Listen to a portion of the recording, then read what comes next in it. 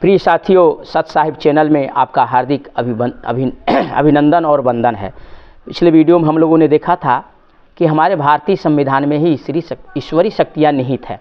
अब साथियों, अब हम तुलना करेंगे मनु के संविधान से, सतयुग द्वापर त्रेता के संविधान से और इस कलयुग रूपी संविधान से। ये लोग कहते हैं कि कलयुग में अनाचार होगा, दुराचार होगा, जो है कि बहुत ही कहना चाहिए कि लोगों की नियति बिगड़ जाएगी या दुराचारी लोग हो जाएंगे। इसको गलत बताए हैं, गलत दर्शाए गए हैं कलयुग में। वास्तव में साथियों, तो ये हम जाने हैं कि जब एक बात हम जान लें कि काल तो तीन ही है, काल तीन, भूत, वर्तमान और भविष्य, तो युग चार कैसे हो गए? ऐसे ये भ्रमात्मक जो है कि चीज़ों को बताते हैं कि जो बिल्कुल समझ से परे है।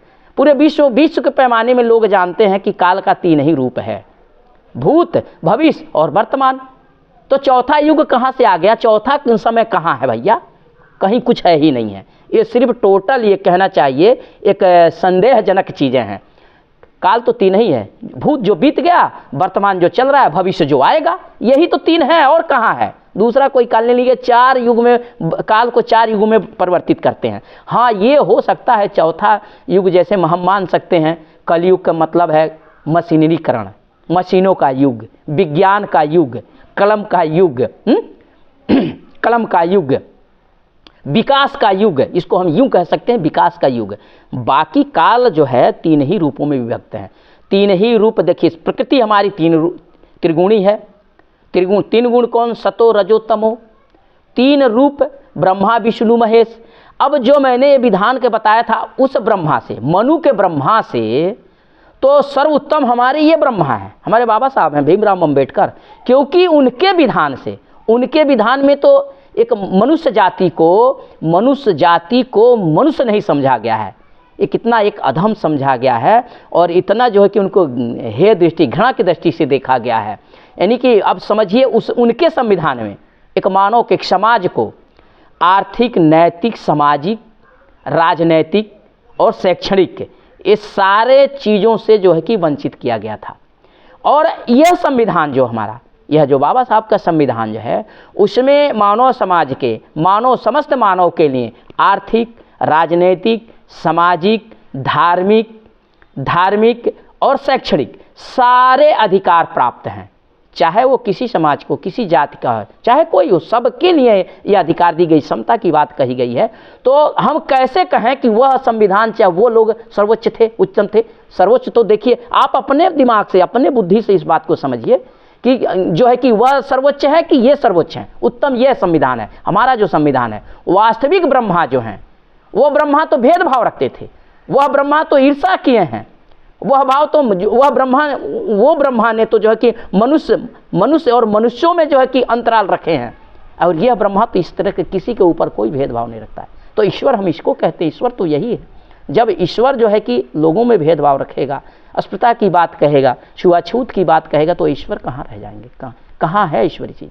तो उस संविधान से, उस मनु के संविधान से यह संविधान हमारा सर्वोत्तम है और सर्वोपरि है। मैं ये बात आप लोगों को कहना चाह रहा हूँ, बताना चाह रहा हूँ। आप लोग सब भी इस चीज़ को जानते हैं, सब लोग इस चीज़ को समझ चुके हैं, आज समझ रहे हैं। तो साथियों, कहीं उनसे बहुत ही बेहतर, बहुत ही अच्छा और उत्तम हमारा ये संविधान है, जिसमें सबको, चाहे वो स्त्री हो, चाहे पुरुष हो, चाहे किसी जाति धर्म को हो, सबको बराबर का अधिकार मिला हुआ है। चाहे हिंदू भी हो, सिख हो, ईसाई हो, मुसलमान हो, भले वो जो है कि बाहरी आक्रमणकारी, बाहरी जो कि धर्म है, लेकिन हमारे संविधान ने उनको भी दर्जा दिया है, उनको भी महत्व दिया है कि वास्तव में ये प्रकृति है। यहाँ जो है कि सरहदें लोगों ने बनाई है, सरहदें जो है लोगों ने बनाई हैं, सीमाएं लोगों ने खींचा है, मनुष्यों ने खींचा है। प्रकृति तो हमारा जो है, हमारा पूरा विश्व, हमारा जो उस सिद्धांत को हम समझेंगे तो हमारी जो प्रकृति है, पूरी दुनिया जो है, हम दुनिया के जीव हैं, हम दुनिया के जो है कि प्राणी हैं। इस सृष्टि में रहने वाले हर जीव, हर प्राणी जो है पूरा विश्व के पैमाने से धरती का ही वासी है। और धरती हमारी तो एक ही है, लेकिन यहाँ मनुष्य ने इनको जो है कि अलग अलग सीमाओं में बांध लिया है कि ये चीन है, तो जापान है, तो अमेरिका है, तो पाकिस्तान है, हिंदुस्तान है। लेकिन वास्तव में जो हम देखेंगे तो हम लोग इस पृथ्वी के ही प्राणी हैं, इस पृथ्वी के ही प्राणी हैं। और इस पृथ्वी पे सबका समान अधिकार होना चाहिए।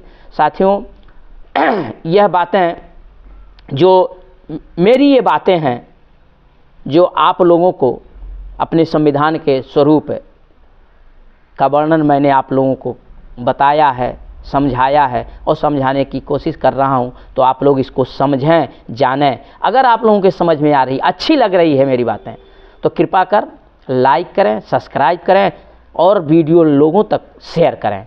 सत साहिब निरंकार, सनातन ओमकार की जय, निरंजन निरंकार की जय, आदिवासी साहिब गुरु की जय। जय हिंद।